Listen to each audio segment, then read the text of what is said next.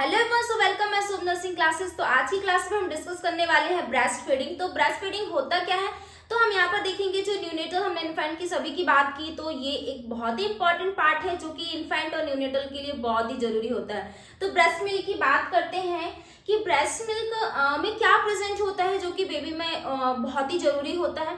तो जो breast milk होता है उसमें होलसम फूड या फिर बेबी के लिए जो कि रिक्वायरमेंट होते हैं, ऑल न्यूट्रिएंट्स हमें देखने को मिलते हैं। तो हम बोल सकते हैं कि ऑल न्यूट्रिएंट हमें देखने को मिलते हैं जो कि बेबी को रिक्वायरमेंट है या फिर बेबी को नीड है उस चीज की। तो हमें ऑल न्यूट्रिएंट या फिर हम होलसम फूड भी बोल सकते हैं कि होलसम फूड प्रेजेंट होता है फॉर द बेबीज के लिए, कि जो बेबी की जिसकी आवश्यकता है। तो ब्रेस्ट मिल्क में हमें यहाँ पर देखने को मिलता है।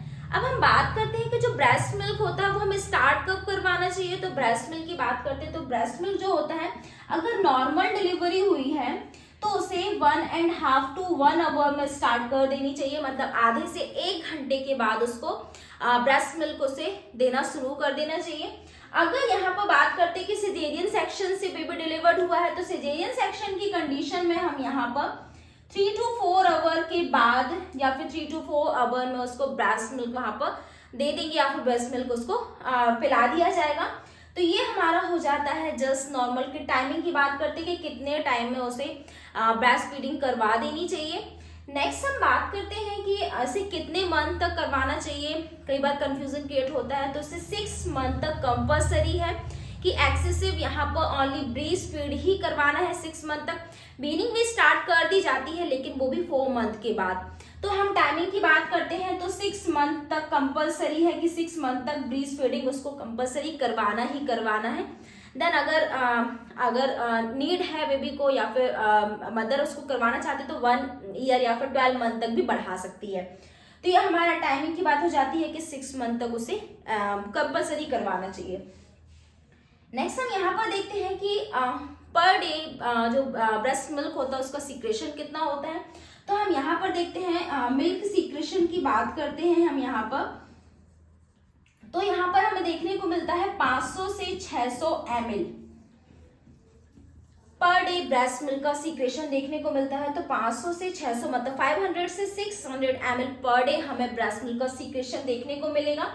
तो हमने बात कर ली 6 मंथ में हमें उसको कंटिन्यू देना चाहिए 5 से 600 पर ml यहाँ पर हमें ml पर डे देखने को मिलता है।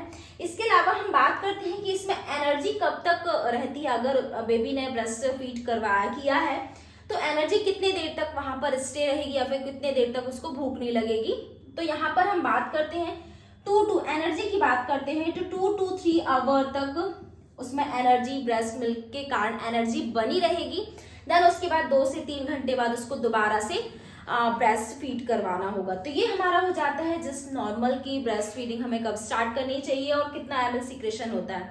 तो ये हो जाता है। अब हम इसके बाद बात करते हैं कि न्यूनेटल में या फिर मदर में जो ब्रेस्ट मिल्क होता है इसके बेनिफिट्स क्या क्या होते हैं, बहुत ही इंपॉर्टेंट है। तो हम नेक्स्ट देखते हैं यहाँ पर बेनिफिट्स की। तो न्यूनेटल में क्या क्या बेनिफिट्स देखने को मिलते हैं।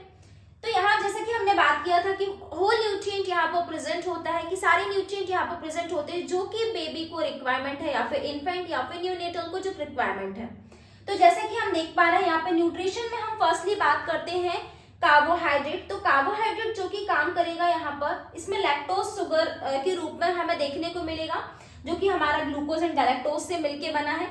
तो यहाँ हम देखेंगे कि लैक्टोज शुगर का काम क्या है। यहाँ पर जो ब्रेस्ट मिल्क में लैक्टोज शुगर प्रेजेंट रहेगा वो कैल्शियम के एब्जॉर्प्शन को इंक्रीज करेगा। इट मींस दैट जो कैल्शियम प्रेजेंट है उसके एब्जॉर्प्शन को इंक्रीज करेगा। एब्जॉर्प्शन अच्छा होगा तो कैल्शियम की मात्रा भी हमारे बॉडी में अच्छी रहेगी और जो कि बॉन फॉर्मेशन के लिए बहुत ही इंपॉर्टेंट होता है। नेक्स्ट हम बात करते हैं कि लैक्टोज शुगर का और क्या काम होगा।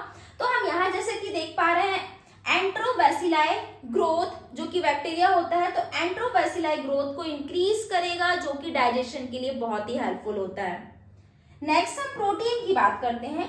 तो प्रोटीन यहाँ पर हमें कौन से देखने को मिलेंगे। तो हमें लैक्टोएल्बुमिन एंड लैक्टोग्लोबुलिन नाम का प्रोटीन देखने को मिलता है जो कि इजिली डाइजेस्ट हो जाते हैं या फिर इजी डाइजेस्टेबल प्रोटीन होते हैं। ये जो ब्रेस्ट मिल्क में देखने को मिलता है तो ये इजिली डाइजेस्ट हो जाते हैं।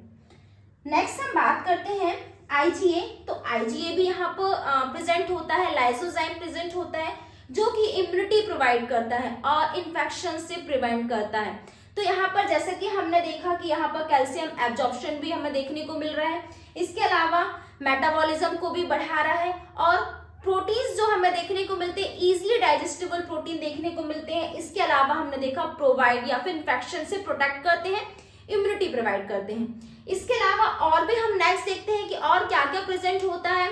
हम बात करते हैं गैलेक्टोज की, तो गैलेक्टोज में हमने जैसा कि देखा जो न्यूट्रिशन देखा कंपोनेंट्स में हमने देखा था, तो गैलेक्टोज हमें देखने को मिलेगा development of brain and CNS के डेवलपमेंट के लिए बहुत ही हेल्पफुल रहेगा। तो ये हम न्यूट्रिशन के साथ साथ हम इसके बेनिफिट्स भी देख रहे हैं कि ब्रेस्ट मिल्क में हमें क्या देखने को मिलेगा। तो हमने देखा कि जो हमें गैलेक्टोज से हमें development of brain and CNS का देखने को मिलेगा। नेक्स्ट हम देखते हैं पॉली अनसैचुरेटेड फैटी एसिड, जो कि इंपॉर्टेंट होगा माइलिनेशन ऑफ नर्वस सिस्टम। तो ये नर्वस सिस्टम के माइलिनेशन के लिए हेल्पफुल होगा poly unsaturated fatty acid. Next हम देखते हैं मोनो अनसैचुरेटेड फैटी एसिड, जो कि एथेरोस्क्लेरोसिस जैसी कंडीशन को डिक्रीज करता है या फिर इसे होने नहीं देता है। तो ये एथेरोस्क्लेरोसिस से प्रिवेंट करता है या फिर एथेरोस्क्लेरोसिस की कंडीशन को डिक्रीज करता है, क्योंकि बेबी की वोन बहुत ही सॉफ्ट होती है स्टार्टिंग वेज पे। नेक्स्ट हम देखते हैं पैरा अमीनो बेंजोइक एसिड भी ब्रेस्ट मिल्क में होता है, जो कि प्रोटेक्शन प्रोवाइड करता है मलेरिया से। तो मलेरिया के प्रोटेक्शन के लिए हमें देखने को मिलता है पावा PAVA। तो यहाँ पर पैरा अमीनो बेंजोइक एसिड जो कि बहुत ही इंपॉर्टेंट है। नेक्स्ट हम बात करते हैं कि नेक्स्ट हमें क्या बेनिफिट्स देखने को मिलेंगे। तो इसमें हमें ब्रेस्ट मिल्क में लैक्टोबैसिलस बाइफिडस फैक्टर्स प्रेजेंट होते हैं, जो कि ई कोलाई इन्फेक्शन को प्रिवेंट करते हैं, तो बैक्टीरिया ग्रोथ को इनहिबिट करते हैं या फिर रोक देते हैं, जिससे जो स्टूल होगा वो एसिडिक देखने को मिलता है। तो इस तरह से जो इंटेस्टाइन में ई कोलाई में जो इन्फेक्शन देखने को मिल रहा है, इंटेस्टाइन में जो इन्फेक्शन देखने को मिलेगा वो उसे प्रिवेंट करेगा या फिर प्रोटेक्ट करने का करेगा।